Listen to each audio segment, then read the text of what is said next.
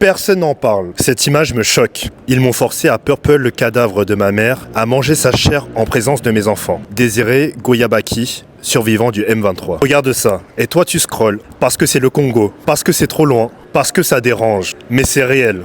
Et ce n'est qu'une partie de ce qui se passe. Pour comprendre ce qui se passe aujourd'hui, il faut retourner dans le passé.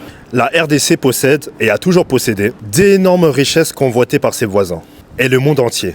Coltan, cobalt, cuivre, or, ces ressources sont un vrai trésor. Et un vrai cauchemar pour le peuple. Depuis 1998, la guerre fait rage dans l'Est, opposant la RDC au groupe armé M23, composé en majorité de Rwandais et soutenu par le Rwanda. Leur but ? Créer un climat d'instabilité, fragiliser le gouvernement et exploiter illégalement les ressources de la région. Et ce qui est encore plus grave, le Rwanda bénéficie du soutien international, y compris celui des États-Unis. Le 8 septembre 2025, à Ntoyo, les ADF attaquent une veillée funèbre. Plus de 70 personnes tuées, brûlées vives. Le lendemain, 18 morts à Beni. Le 8 septembre, à Uvira, des manifestants sont tués en dénonçant la complicité militaire avec le M23. Et ce n'est pas tout. Le massacre des chrétiens à Komanda en juillet 2025, une attaque sur une église qui a fait plus de 40 morts et une dizaine d'enlèvements. Des crimes si graves que beaucoup n'osent pas en parler. Alors imaginez ce que nous voyons pas.